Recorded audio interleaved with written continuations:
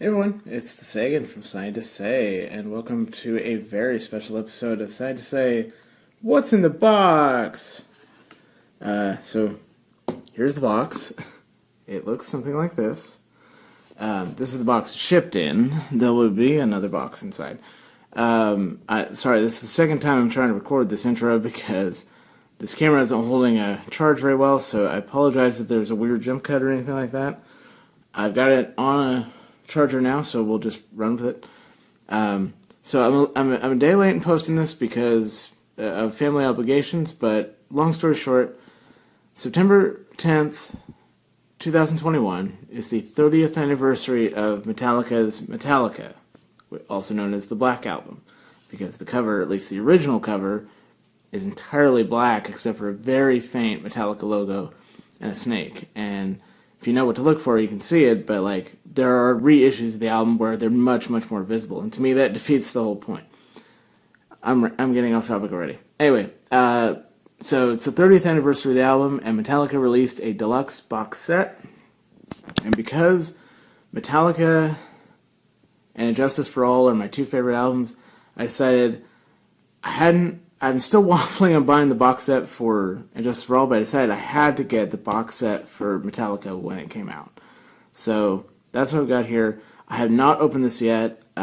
Since I'm posting a day late, there's probably already a ton of other unboxing videos on the internet, but I wanted to do this one. I've been planning on doing it ever since I ordered this.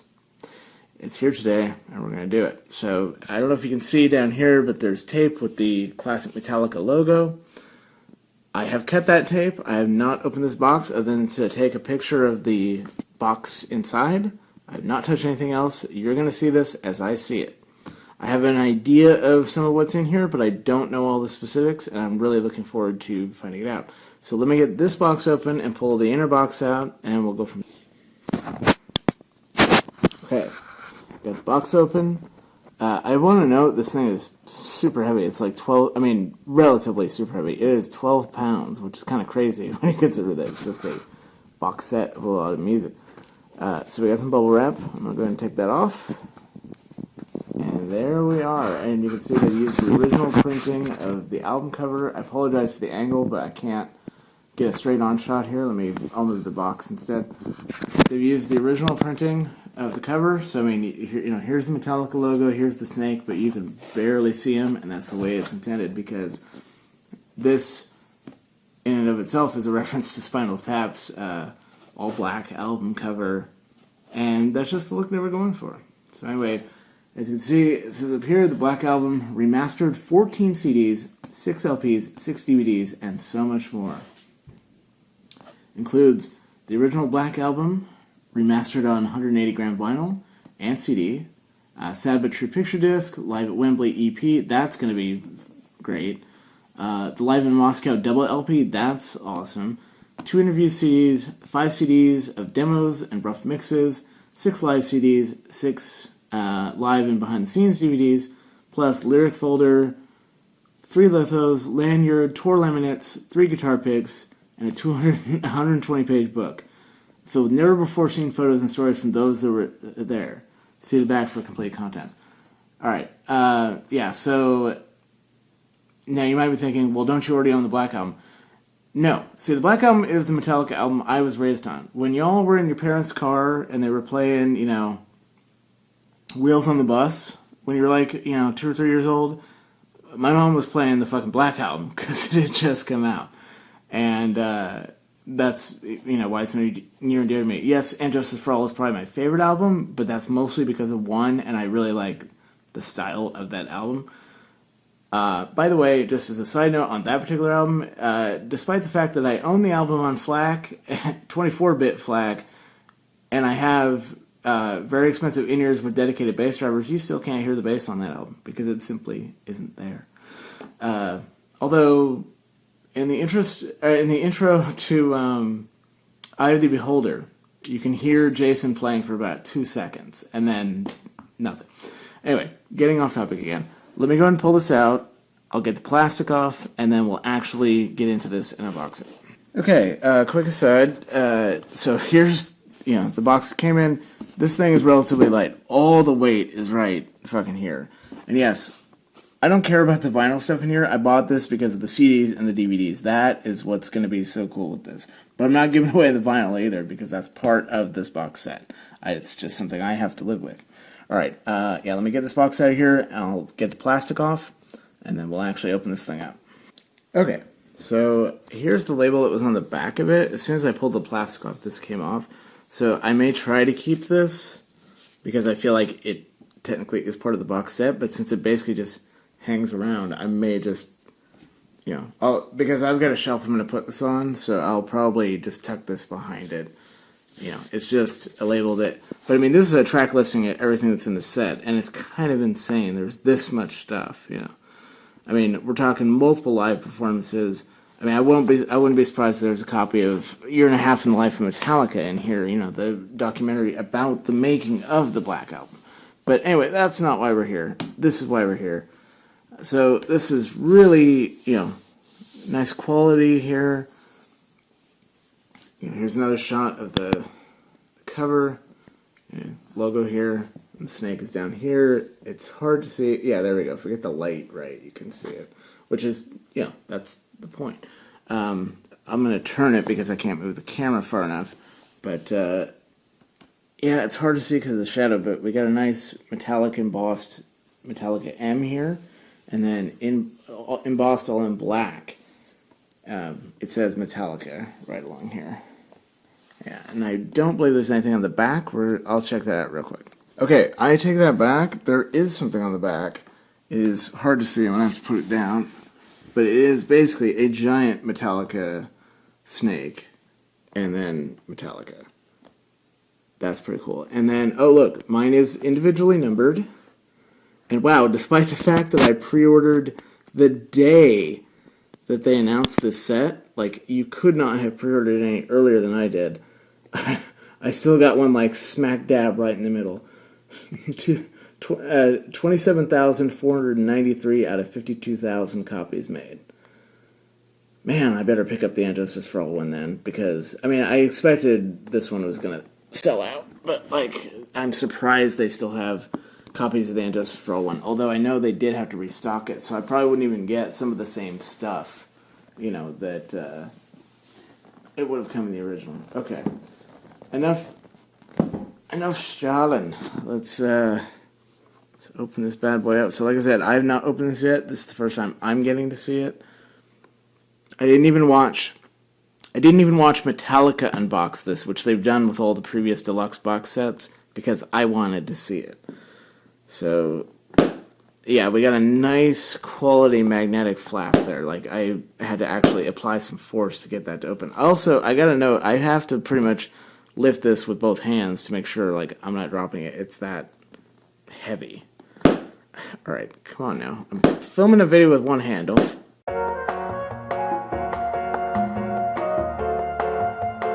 Okay, now that I got that under control, here we go. Okay, so nothing on the inside of the cover but black. That's fine. Got some more bubble wrap to protect the innards. Let's take that out. Oh, wow. Okay, so I mean right there, right on the top. Sorry about that. I think I hit the stop button. So yeah, right here is Metallica itself. I apologize for the blue reflection that's coming from the wall clock. I probably should have turned that off before I started recording, but yeah. So yeah, that is the album itself on vinyl. I might actually take this out and put it on display next to it, because I think just having that huge version of this cover is actually really cool. All right, let me pull this out, and then we'll see what's underneath. Okay, I had to pull this out just to see what was in it. So, there's the sleeve. You got the liner notes with the James and Lars. And then it should be Kirk and Jason back here. Yep. And then this is the full track listing, the lyrics. Your basic liner notes that I'm used to seeing on CD. But, yeah, here it is on vinyl. I'm not going to pull the record out. I mean, I think y'all have seen records before. But, yeah, total black label with the Metallica logo and the snake. The disc itself should be, I'm always so ginger about my hand coordination is not good. I'm always ginger about handling stuff like this. I don't want to try to pull this out on my camera. You know what a record looks like. If you really want to see this, go watch somebody else's video for 5 seconds. But trust me when I say there are 2 records here, and I'm just going to gingerly tuck this back into the sleeve, and then we'll move on to the next item in the box, which is actually rather interesting to me, even though it is another LP. So, one moment. Okay, now this is pretty cool. This is a picture disc, which is a vinyl where they've printed a picture on the record itself, specifically for Sad But True, which, let me see if we can even see. Yeah, you can see this a little bit. It's got the snake on it, and it says Sad But True down at the bottom. But it's weird to me, too, that, like, one song is on a record this big, you know. But fucking love Sad But True. I've always been one of my favorite songs in the album. I actually loved it even more after Guitar and Metallica came out, because I was like, oh shit, there's like this bass riff in the intro that like you can hear it when you know what to look for, but it's not something you notice right away, and it's really fun to play. Okay, so that's that item. Let's see what's underneath. Okay, so I guess I'm gonna get all the vinyl stuff first. And I gotta say, one moment while I make sure that none of this stuff gets damaged. I gotta say that despite my disinterest in vinyl and knowing that I'm getting all the same shit on CD, it's really cool to look at these vinyl covers. Like I didn't expect something like this, you know. I think that's really cool looking. So this is Metallica live at Wembley Stadium in London, April 20th, 1992. God, some of you watching this probably weren't even born then. I mean, I myself and the Tesla were only 5 years old at this point. Okay, let's see what else we got here. Okay, now this one, I'm really interested in the DVD and the audio for this. This is the show that Metallica played, and I apologize if I'm getting bad angles. The screen on this keeps turning off, so I don't realize exactly where I'm holding the camera. This is, in fact, let me just pick this one up and hold it up for the camera. There we go, that's a little better. This is the show that Metallica played in an airfield in Moscow, basically, good lord, like a month before or after the Soviet Union crumbled in 91. And it is one of the most awing concert videos because of the just massive crowd. I mean, there's no official count for the crowd for this concert, but the numbers range anywhere from like, good lord, it's something like several 100,000 all the way up to potentially 1.6 million. And it's hard to tell because there's just so many people there. But like their performance of Harvester of Sorrow at that show is just like, if I need some like classic headbanging Metallica, I go right for that, because like there's a scene where like Jason is just like swinging his long ass hair to the groove, and it's just like, this is my fucking Metallica right here, you know. So that I can tell already by holding this. This is on a double album, or you know, it's another double vinyl, because of course, you know, they gotta do multiple records for these things. Okay, let me move this aside. I'm trying to stack these all in the order that came out so I can just put them back when I'm done here. So give me 1 second. Okay, this is getting into some more interesting stuff. So, what is this? Okay, there is a code on this, so I'm not going to show the backside of it. But basically, apparently, I can go download a digital copy of presumably everything in this box. Let me reread that. Yeah, it says redeem your digital copy of Metallica Remastered Deluxe box set. Go to download.metallica.com and enter this code. So, if I can get a digital copy of all this stuff, that's going to save me from having to rip it myself, which is kind of nice. I still wanted this for the collector's experience, regardless. Okay, so what do we got next here? Okay, so we got a Metallica, like, Peachy folder here almost. It's a little smaller than a Peachy, but you know what I mean. Oh, wow, okay.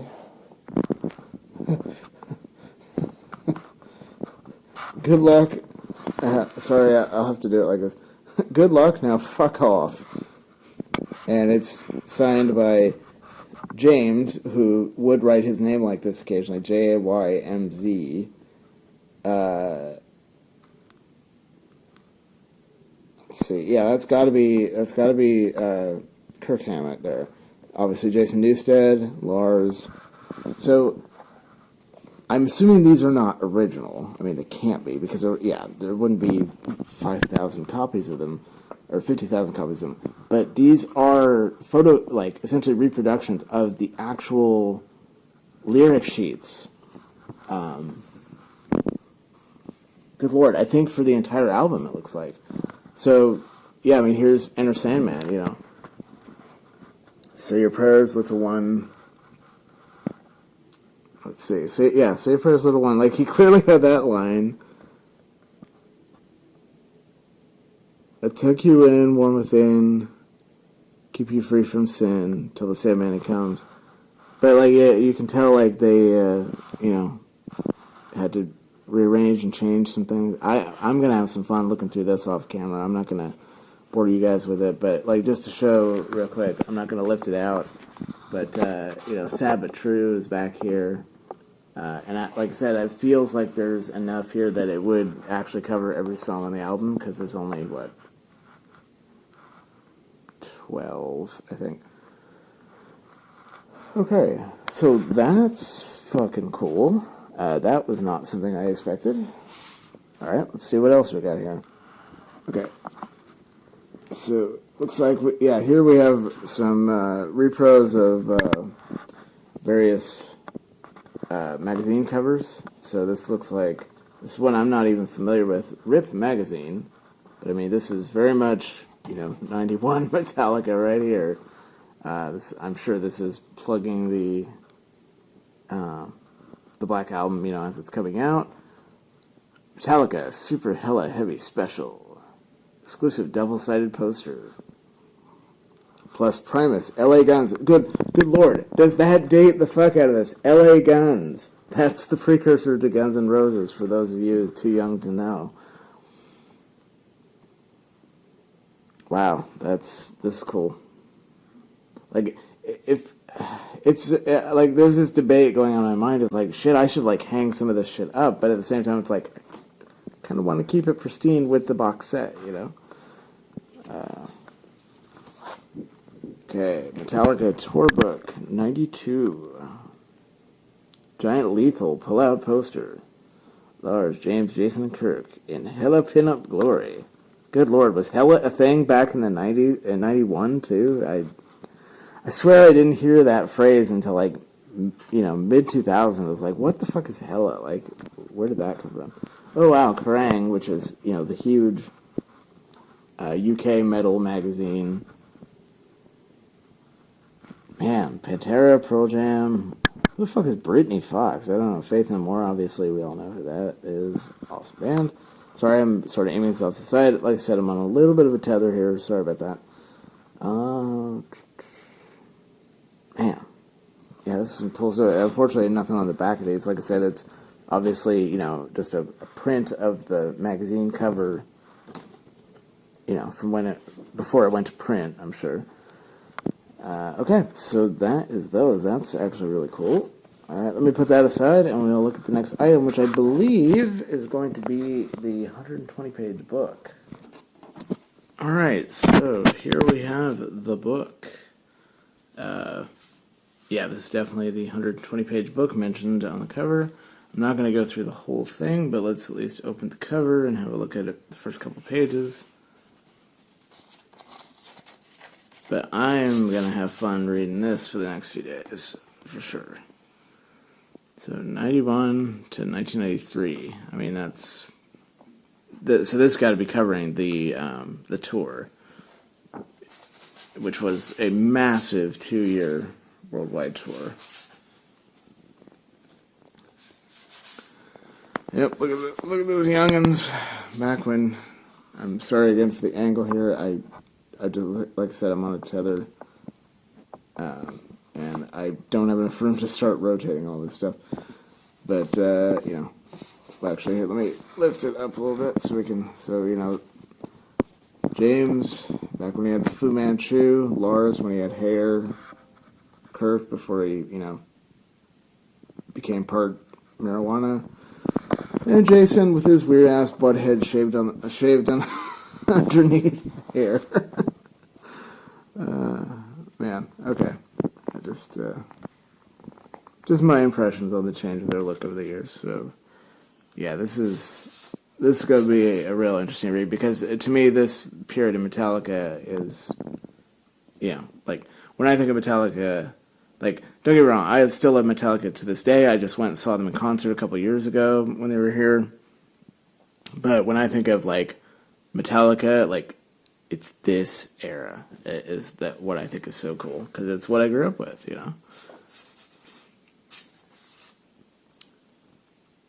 Jason Newsted, the bass player. I'll enjoy reading this, because I have mentioned this before, but, like, to me, Jason, like, yes, Cliff was, of course, an amazing bass player, and really was Metallica's bass player. But, like, when you look at Rob now, like, I think he's incredibly talented, but, like, I've never felt like he fit with Metallica. When Metallica became what they became with the Black Album, that's where I think Jason really stepped up, at least in their live shows, and really, added to the whole experience. So this will be interesting to read, I'm sure.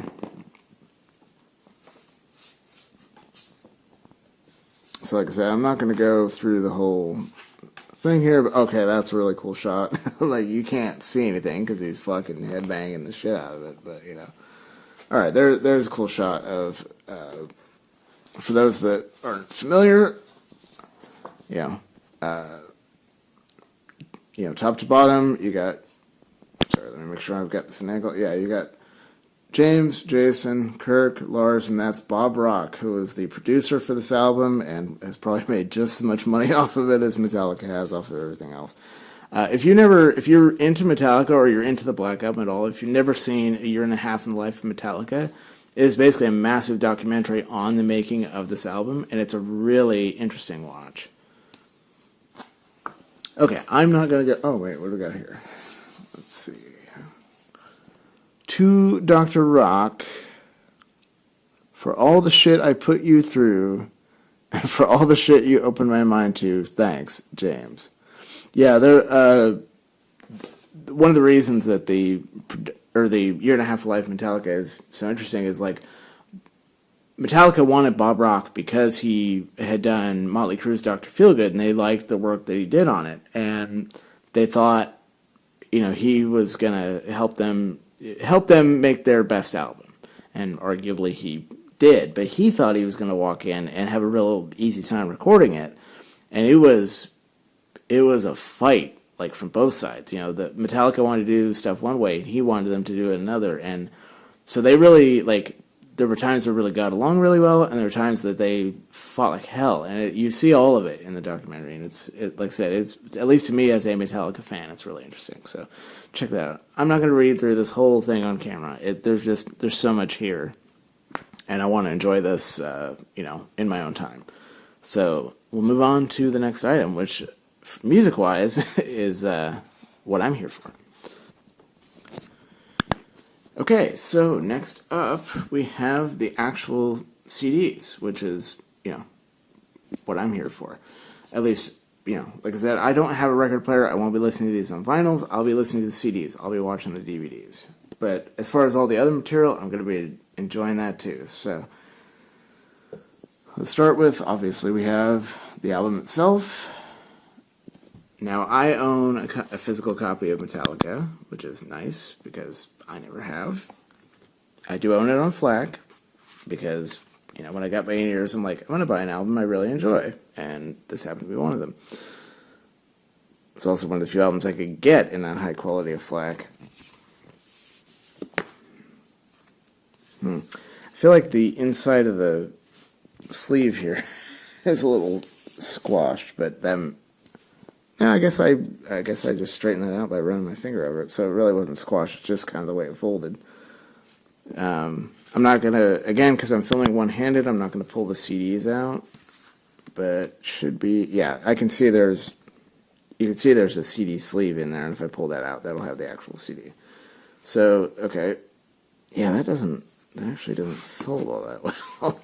I think that's the only complaint I have so far, because, like, otherwise, I mean, like I said, I can't understate, like, how heavy and high quality this box is. I mean, if you know what I paid for this, which you can easily find out by going to Metallica's website, for what I paid, I would expect this level of quality. But yeah, oddly enough, that I think this sleeve got a little misfolded, but since it's going to be in this box and weighed down by that book, it'll fix itself in time.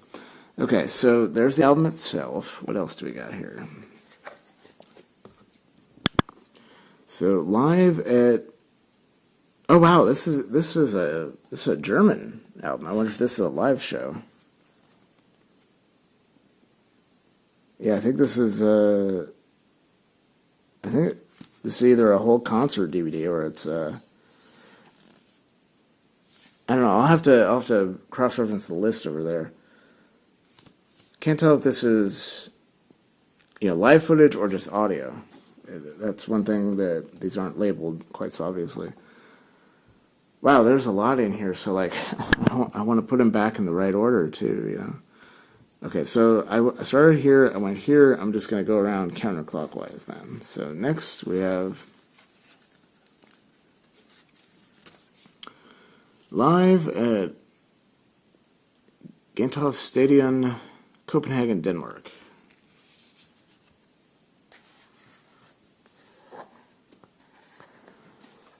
Now this is going to be interesting. I've actually... because I pre-ordered this the day it went on sale, I've been getting weekly emails from Metallica. I mean, not personally, but like from their website of like rough cuts that are on this album. Like not all of them, just like okay, basically they went through each track of the album and you would get a different version of it. So like. This when I first ordered it, they gave me Enter Sandman, like a demo version, and then I got a Sabbath True demo version, and then the next week I got Holier Than Thou live, and so like each week I've gotten like a different version of all the tracks on the album. So this one, the rough and alternate cuts, that'll be really interesting to me because I know like Enter Sandman, for example, like had actually maybe it was Sabbath True. One of the first two songs of the album had like different lyrics, like quite different, at least in the first cut, and then it changed to what it ultimately ended up being. So this will be an interesting one for sure.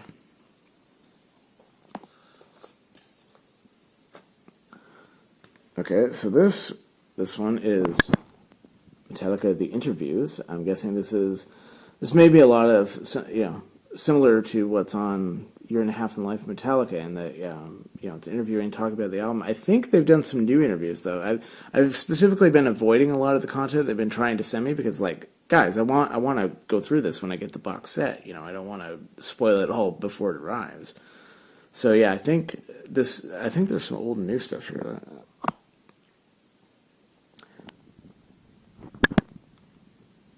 Yeah, okay, so no, it looks like these were actually reading, it says, all interviews conducted by David Frick at the St. James Club on September 19th and 20th, 1991. So, I mean, this is Metallica, like, within a week and a half of the album coming out, and kind of their reactions. So, and probably on the production as well. So, that's cool. I'll look forward to listening to that. I like books on tape and stuff when I'm working, so that's going to be great.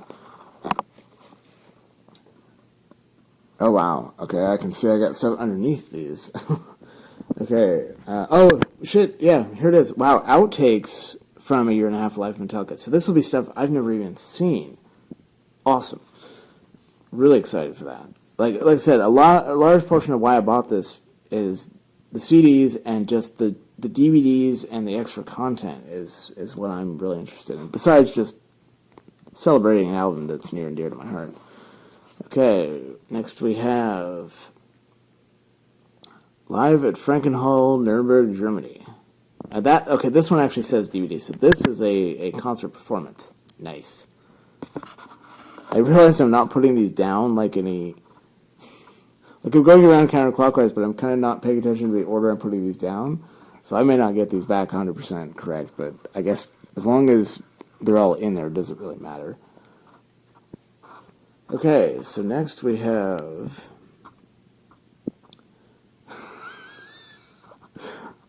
I shit you not, comrades, that's the title of it. Some shit from Day on the Green, Oakland, California, October 12th, 1991. So literally, like, 2 days after the album comes out, and they're doing a show.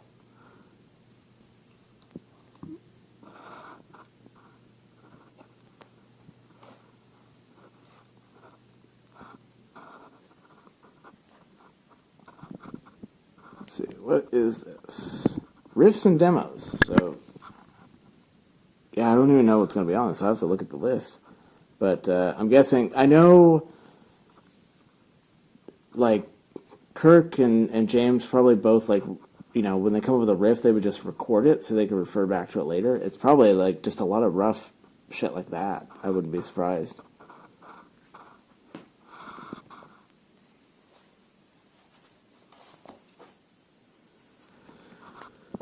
Okay, live at Festival Park.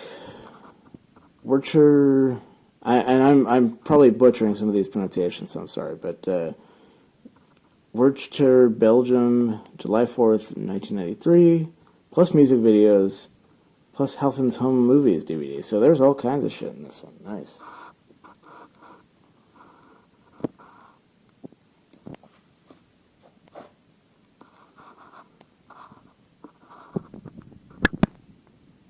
Okay, live at Arco Arena, Sacramento, January 11th, 1992. Covers and B-sides. So, again, kind of a whole lot of shit here.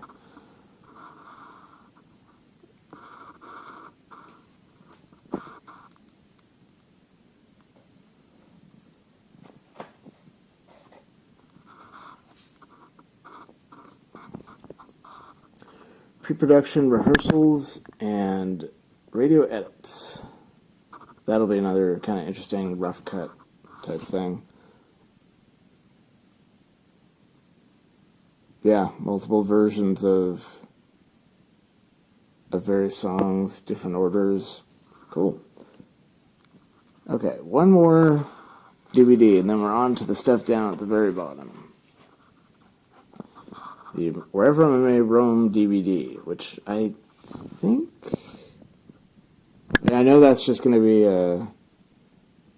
Oh, wow. Hit the road with 26 unreleased performances, each filmed at a different stop on the tour. Okay, that's going to be really fucking cool. Alright, so that's that. I'm going to just put that one right back in the box. So the last couple things we have in here is there's the lanyard, which I'm probably just going to leave. Small possibility I might use it, but I think just completion of the box set tells me I ought to just leave it in here. I may take it out of the plastic though and fold it up because there's actually a caught on that. There's actually like a slot down in here, obviously, for it to be folded up. So I may take it out and fold it up and put it in there as that's intended. Okay, and then the last things in here are guitar picks, which say Metallica on one side, have the snake on the other.